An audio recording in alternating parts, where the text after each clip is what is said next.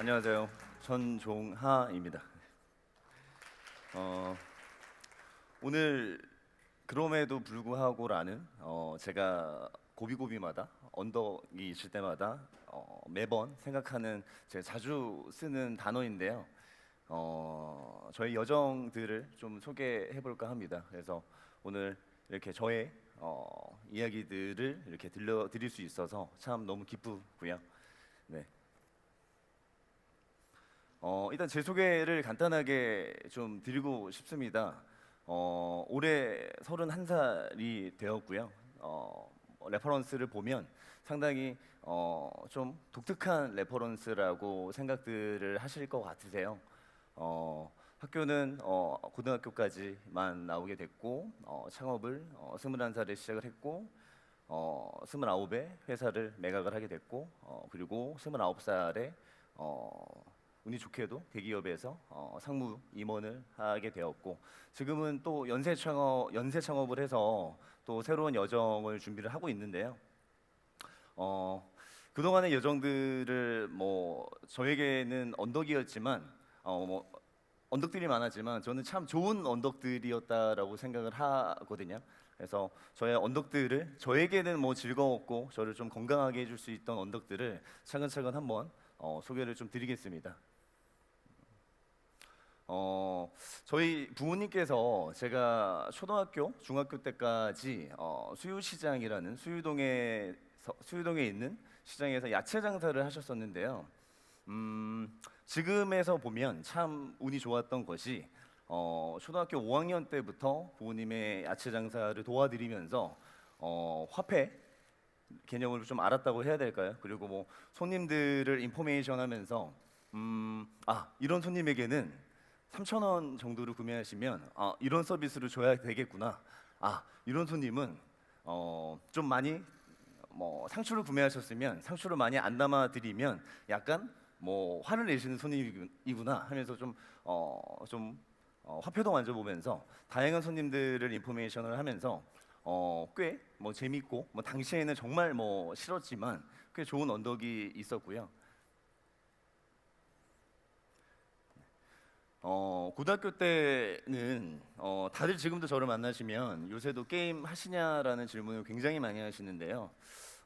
중학교 때, 고등학교 때 보면 저의 첫 직업은 사실 게임이었습니다. 새벽 3시까지 게임을 하고 학교에 가서 뭐 거의 공부보다는 잠을 많이 자고 이런 학교에서 보셨기에는 굉장한 문제아였는데요. 결과적으로는 제가 18살, 17살 때 5천만 원이라는 사업 시드머니를 마련을 하게 된 굉장히 좋은 계기가 되었는데요. 성군주라고 하면 당시 리니지라고 하면 지금도 굉장히 인기가 많지만 당시에는 PC방을 간다면 거의 모든 사람들이 리니지라는 게임을 할 정도로 굉장히 인기가 폭발적이었던 게임이었고요. 굉장히 독특하게도 성군주라고 하면 뭐 도지사 같은 개념이라고 좀 이해하시면 될 것 같은데요. 300명 정도의 혈원 멤버분들을 제가 리더십을 해서 성을 지켜가면서 꽤 상당한 세금을 받는 그런 구조의 게임이었는데 다양한 분들 정말 많은 분들이 리니지라는 게임을 하셨는데 최초로 10대가 성군주가 된 유일한 사례를 좀 갖게 됐습니다. 이렇게 좀 게임으로도 너무 유명해지다 보니 학교에서 교장 선생님까지 알 정도로 되게 독특한 친구였었는데요. 어쨌건 지금 돌아보면 저의 첫 직업은 게임에서 좀 비롯되었고 300명 정도의 멤버분들을 좀 리더십을 하면서 21살에 사업을 시작하게 되었지만 그래도 좋은 경험이 되었던 것 같습니다.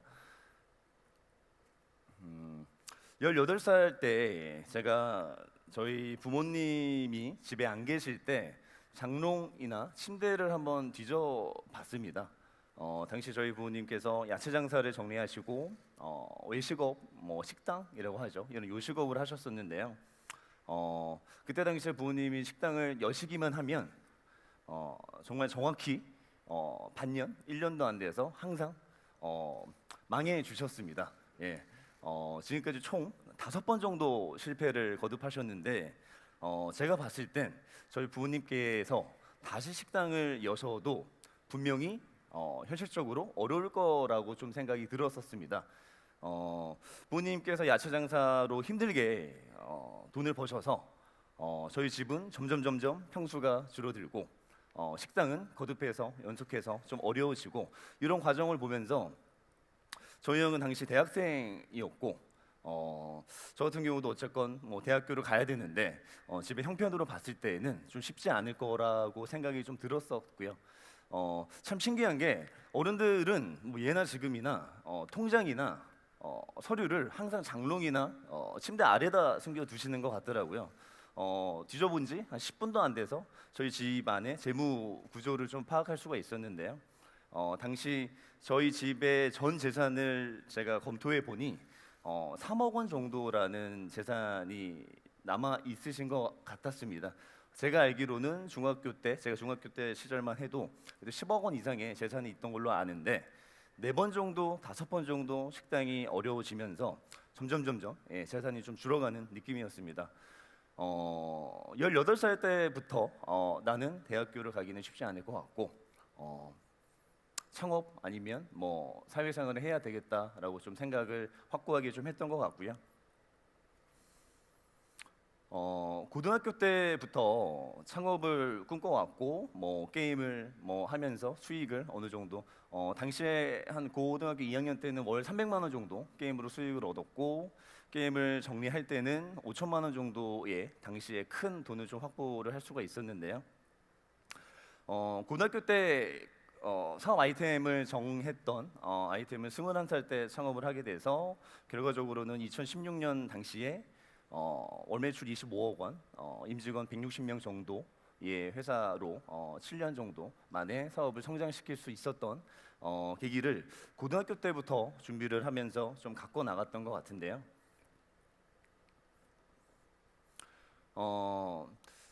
사업을 시작한 지 1년 정도가 지나서 1년 반 정도가 지나서 정말 운이 좋게도 월 매출을 1억 원을 달성을 하게 되었는데요.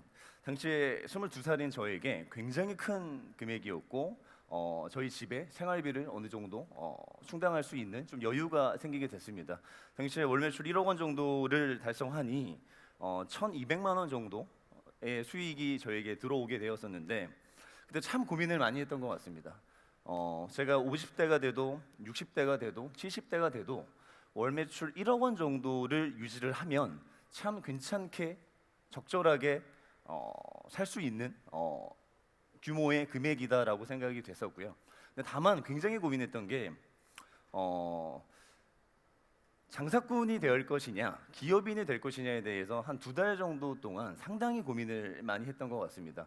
월 매출 1억 원 정도의 텐션을 유지하기 위한 저의 삶을 이렇게 계획할 것이냐 아니면 굉장히 뭐 힘들 수도 있고 뭐 어려운 여정일 수 있겠지만 기업인의 여정을 꿈꿀 것이냐에 대해서 정말 많은 고민을 좀 했었습니다. 제가 생각하는 장사꾼은 물건을 팔아서 이유는 남기는 것에만 집중하면 되는 굉장히 심플한 굉장히 쉬운 직업이라고 해야 되나 직종인 것 같고요.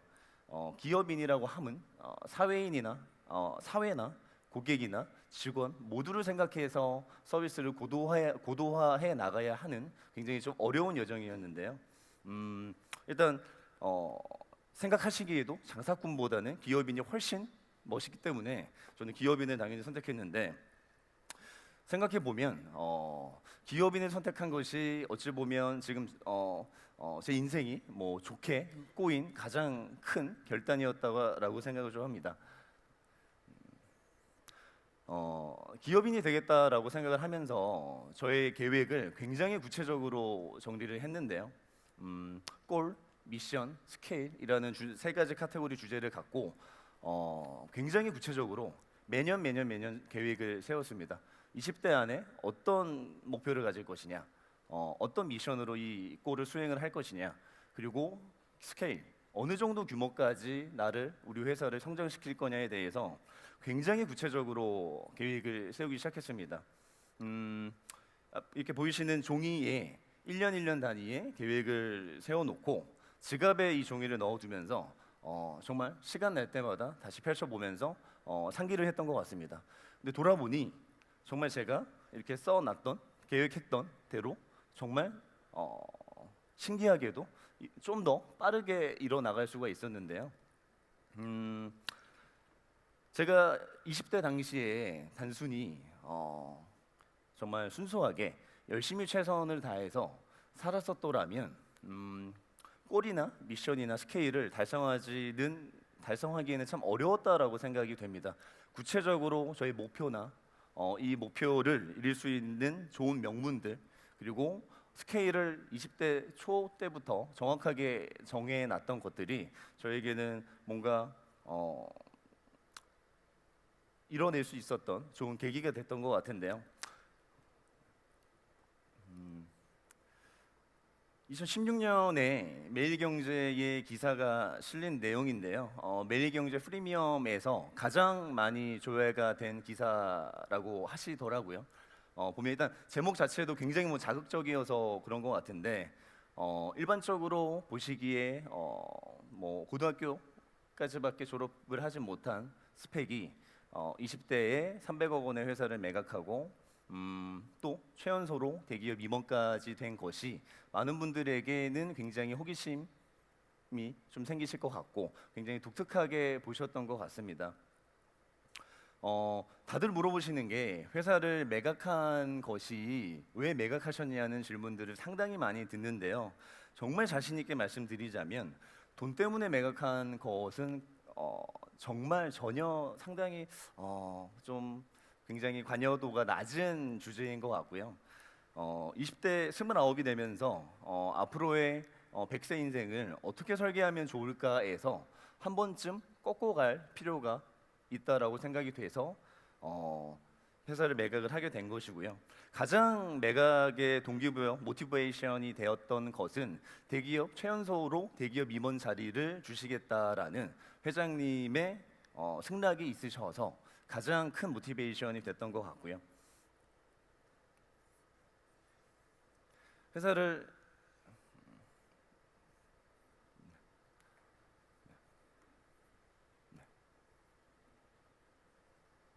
네, 넘겨주시면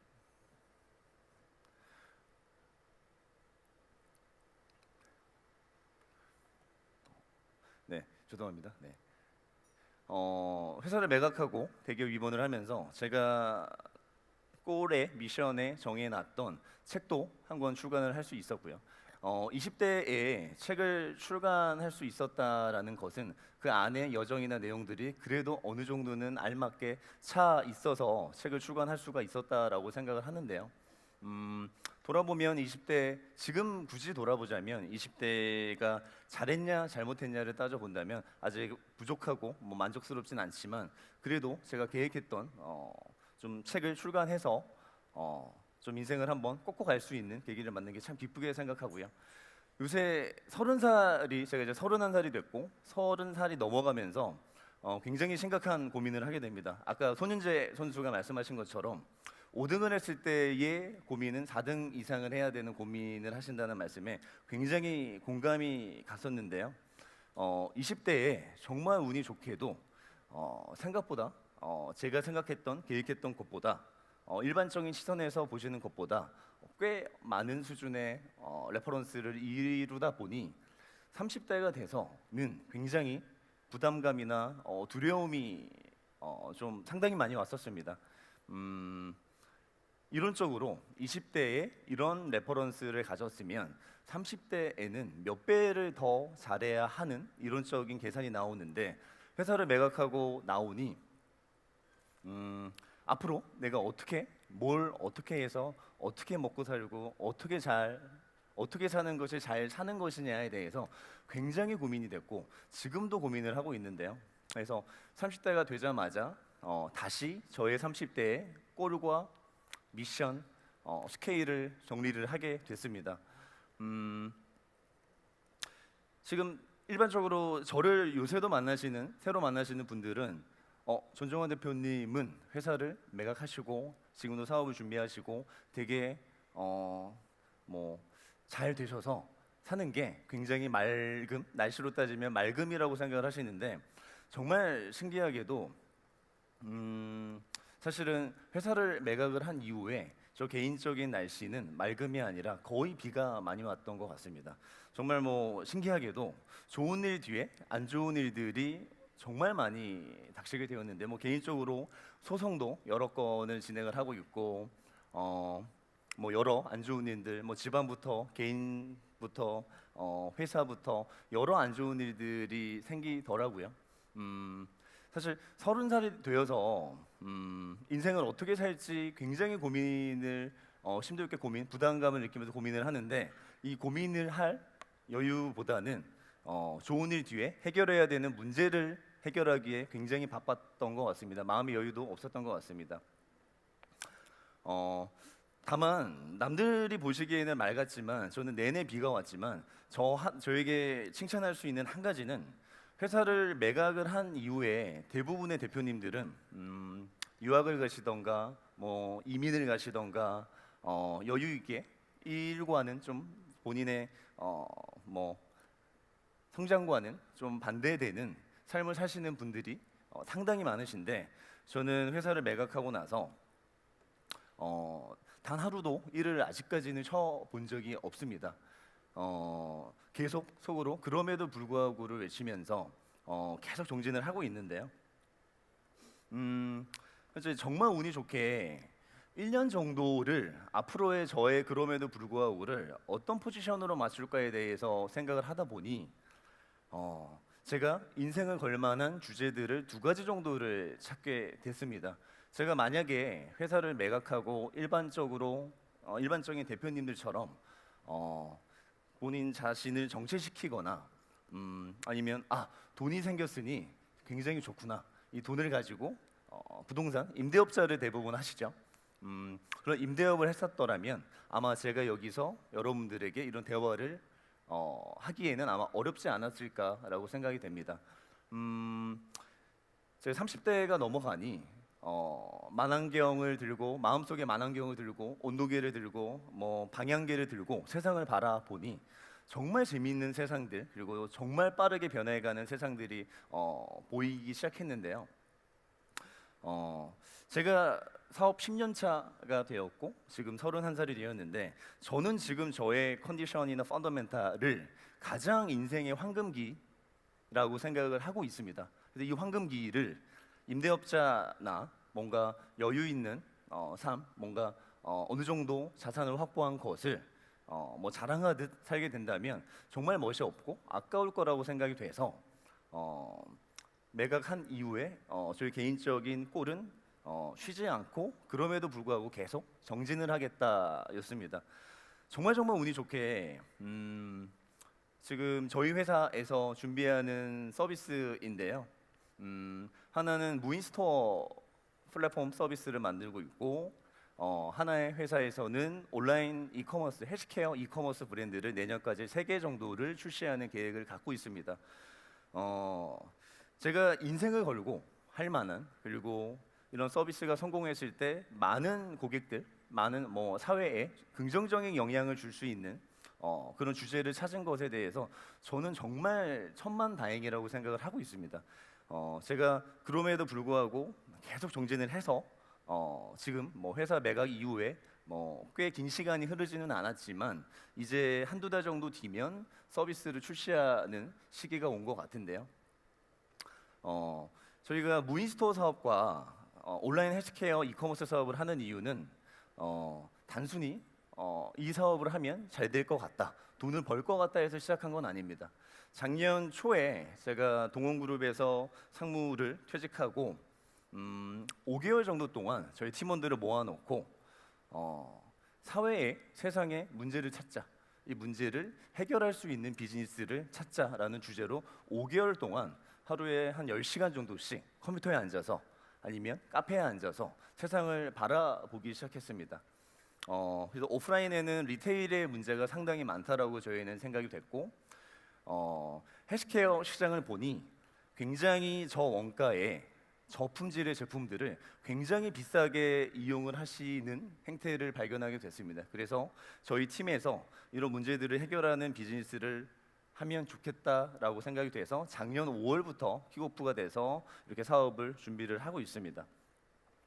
지금 보시면 세상이 굉장히 빠르게 변화하고 있는데 저희는 처음에 이렇게 빨리 변하는 세상에 우리의 텐션은 과연 어울리는가에 대한 부담감이나 고민이 상당히 많았지만 차분히 나침반을 들고 마음의 나침반을 들고 망원경을 들고 세상을 바라보니 정말 많은 틈새와 기회를 발견을 하게 됐습니다. 그래서 지금 저희 팀은 열심히 이렇게 서비스 개발을 위해서 일을 하고 있고요.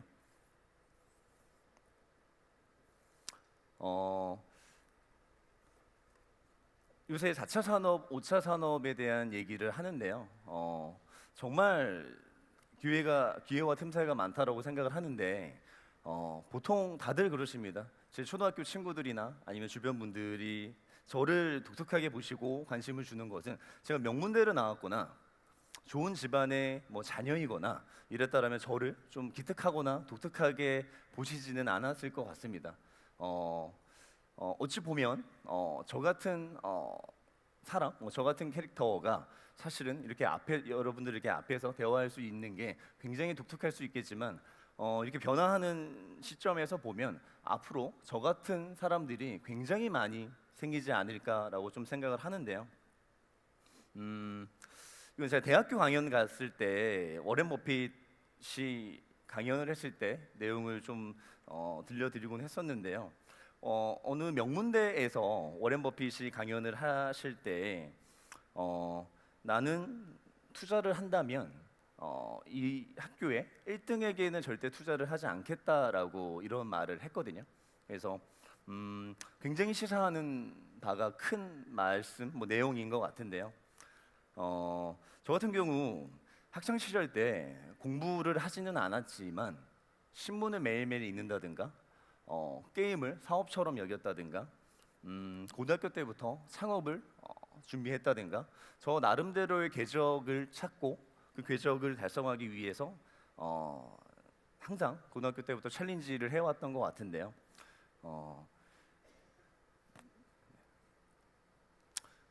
제가 출간한 책에서 몇 가지 내용을 좀 인용해서 대화를 좀 하고 싶습니다. 첫 번째는 저는 저 자신을 태양광 패널이라고 생각을 해서 모든 마주하는 순간순간을 의미 있게 흡수를 하려고 하는 편입니다. 요새도 가끔 버스를 타서 세상을 좀 구경을 한다든가 아니면 걸어 다니면서 사람들 사시는 걸 좀 본다든가 카페에서 아무 일도 없이 2시간 동안 사람들을 구경을 한다든가 이런 여정들을 항상 좀 몸에 익숙하게 하고 있는데요. 여기 오신 분들이 이런 대화를 듣는 것만이 나를 성장시키는 게 아니라 매 순간순간마다 그 의미를 좀 생각하신다면 하루하루 매일매일 시간이 지나면서 1cm 이상이라도 성장을 좀 할 수 있는 좀 그런 습관이 좀 되는 것 같고요. 두 번째는요. 제가 무릎팍도사라는 프로그램에서 박찬호 선수가 나온 것을 봤는데요. 박찬호 선수, 강호동 씨가 박찬호 선수에게 투수는 멘탈 게임인데 이 멘탈 관리를 하시려면 힘드시겠습니다. 아니면 어떻게 하시죠? 라는 질문을 했는데 박찬호 선수께서 본인은 차가운 물을 일단 먹지 않고 탄산음료를 먹지 않는다라고 말씀을 하시더라고요. 저를 돌이켜 보면 굉장히 성격이 급하고 저희 집안 유전인지는 모르겠지만 성격도 급하고 욱하는 면도 있고 사업을 하는 입장에서 우리 멤버들에게 저의 현재 마음의 온도나 상황을 들키는 일들이 종종 20대 초반 때 있었습니다. 근데 그 프로그램을 보고 나서 저도 바로 차가운 물을 끊기로 시작을 했는데요. 한 6개월 정도 걸렸던 것 같습니다. 보편적으로는 아침에 일어나면 냉장고에 있는 차가운 물을 마시는 게 여기 계신 분들의 보편적인 아침 패턴이실 것 같은데 미지근한 물을 아침에 일어나서 먹으려니까 정말 하루가 상쾌하지 않더라고요. 그래서 어쨌건 계속 시도를 했고 6개월 정도의 시간이 흐르니 지금도 마찬가지로 아침에 일어나서 미지근한 물을 먹는다든가 아니면 탄산보다는 차를 마신다든가 이런 습관을 그래도 한 5년, 7년 이상 이렇게 제가 지금 유지를 하고 있는데요. 정말 놀랍게도 제가 회사 생활을 하거나 아니면 매 순간순간마다 뭐 어느 언덕이나 블랙홀에 빠지실 때가 많은데 그때마다 저를 차분히 정돈할 수 있는 가장 좋은 습관이 되었던 것 같습니다. 그리고 저는 밥을 혼자는 먹지 않는 편인 것 같은데요. 보통 제가 약속이 많을 때에는 한 달에 40개 정도 약속을 소화한 적이 있었는데 예전에 동원그룹에서 임원을 할 때 점심이나 저녁을 이용하는 법인카드를 많이 쓴다라고 혼난 적도 있었는데 매일 한 주 한 주 누구와 점심을 먹을지 그 점심을 어디에서 먹을지 그리고 오늘 뭐 이번 주의 저녁은 누구와 저녁을 먹을지 그리고 어떤 장소에서 어떤 문화의 흐름으로 어떤 대화를 할지를 한 주 한 주 한 달 한 달 미리 정해놓는 편인데요. 보통 대표라고 생각하시면 정말 바쁘게 회사에서 일을 해야 한다 아니면 대표가 아니어도 그래야 한다라고 생각을 하시는데요. 매일매일 좋은 분들과 좋은 흐름에서 대화를 다양한 분들과 한다는 게 굉장히 저를 성장시키고 저의 소재의 다양성을 갖출 수 있게 해주는 것 같습니다. 그래서 카드값이 굉장히 많이 나오지만 저는 점심과 저녁 맛있게 좋은 사람들, 좋은 정서의 사람들과 마주치는 것을 상당히 좋아하는 편이고요. 제가 성인이 돼서 지금도 마찬가지이지만 저의 주변 5사람이 저의 평균이라고 생각을 하고 있는 편인데요. 지금도 제가 배우고 싶거나 친해지고 싶거나 뭔가 그 사람의 이야기를 듣고 싶으면 뭐 페이스북 메시지를 보낸다든가 아니면 연락처를 알아서 뭐 연락을 드려서 찾아뵌다든가 이런 퍼포먼스들을 액션들을 상당히 많이 하는데 제가 사업을 시작했을 때 21살 때 핸드폰에 있는 번호를 다 지우고 최근에 30살이 넘었을 때도 번호를 다 지웠었습니다. 다시 저를 정교하게 세팅을 해 나가기 시작했는데요. 저의 몸은 하나인데 다양한 사람들을 알고 느끼는 것도 중요하지만 내가 나의 주변에 어떤 존재인가도 대단히 중요하더라고요. 그래서 되게 깐깐하게 보실 수도 있겠지만 제 엑셀 파일에는 제가 평생 갈 사람의 리스트가 있습니다. 그분들의 나이나 뭐 생일, 뭐 연락처 이런 것들이 기재가 되어 있는데요. 저는 70살까지 의미 있는 사업을 계속하고 싶은데 이 의미 있는 퍼포먼스들을 계속 하려면 저의 주변이 상당히 중요하다라고 생각을 했습니다. 주변을 뭐 돈이 많고 훌륭한 대표들을 두냐 뭐 그런 기준도 있겠지만 제가 사람을 만나고 싶어하는 기준은 이 상대방께서 좋은 정신과 기운을 갖고 있냐인 것 같은데요. 그래서 저의 주변 가장 자주 만나거나 가장 자주 연락하는 주변 5명을 세팅하는 것에 굉장히 부단하게 신경을 쓰고 있는 것 같습니다. 매년 제가 성장하고 있는데요. 저의 주변 덕분에 제가 성장하고 있는 것 같고 제가 성장함으로써 저의 주변도 같이 성장하는 그런 기운, 뭐 그런 흐름을 좀 갖고 있는 것 같습니다.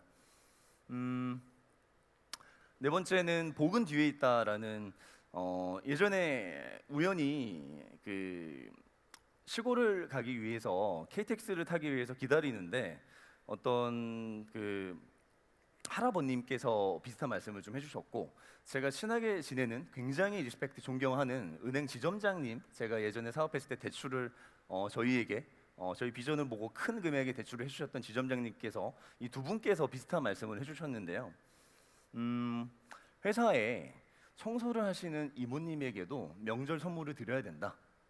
그 이모님은 당신이 출근하기 전에 청소를 하고 가셔서 마주칠 일이 없겠지만 그 분께도 정말 인사를 정중하게 잘 하셔야 되고 그분의 명절도 챙기셔야 된다 이런 말씀을 하시더라고요.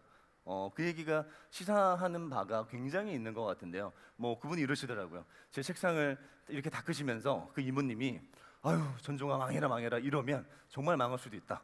근데 그 이모님이 전종아 대표를 좋게 봐주셔서 청소를 하실 때도 기쁜 마음으로 청소를 해주시면 분명히 그 흐름이나 기운이 존재한다라고 말씀을 하시더라고요.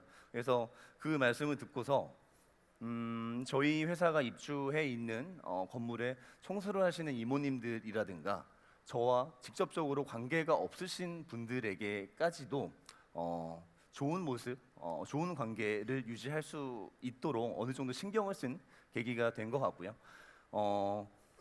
분명히 앞만 봤을 때는 보이는 게 좋겠지만 사실 앞보다 옆, 뒤가 굉장히 더 폭이 넓지 않습니까? 그래서 그 뒤를 항상 조심하고 생각하셔라라는 좀 조언이었던 것 같고요. 다섯 번째는 고생 모르고 살았습니다라는 얘기인데요. 보통 만나시면 어른들께서 자주 저에게 물어보시는 말씀이 아 고생한다 힘들지 않았냐 좀 사업 어렵지 않냐 힘들지 특히 저희 어머니도 저에게 많이 말씀하시는데 정말 근데 거짓말 없이 제가 아까 처음에 주제로 말씀드렸던 저에게 언덕은 굉장히 좋은 언덕이었거든요. 그래서 지금 20대에 제가 사업을 하면서 그 과정들을 힘들고 어렵고 짜증내는 속성으로 제가 분류를 했었더라면 과연 이렇게 잘 운이 좋게 챌린지에서 빅토리를 할 수 성공을 할 수 없었다라고 생각을 하는데요. 정말 지금 돌이켜 보면 20대 때 사업을 했던 그 과정들이 너무 재밌었고 너무 흥미로웠고 같이 함께한 저희 멤버분들 제가 참 인복이 좋다라고도 생각하는 것이 정말 좋은 멤버분들과 일을 할 수 있었던 것 같거든요. 지금도 월요일 날 회사를 출근을 하면 월요일이 가장 설레이는 시간입니다. 월요일 날에는 회의도 많고 멤버분들 한 분 한 분 다 만나서 대화를 할 수 있는 굉장히 활기찬 시간인데요. 보통 예전에 인터뷰를 보면 그 성공하신 분들 뭐 인터뷰를 보면 아유 정말 뭐 얘기하시는 게 고생을 누가 많이 했냐를 굉장히 중요시 여기고 따져서 고생한 만큼 성공했다라고 말씀을 정의를 좀 지으시는데 저는 조금은 다르게 생각을 합니다.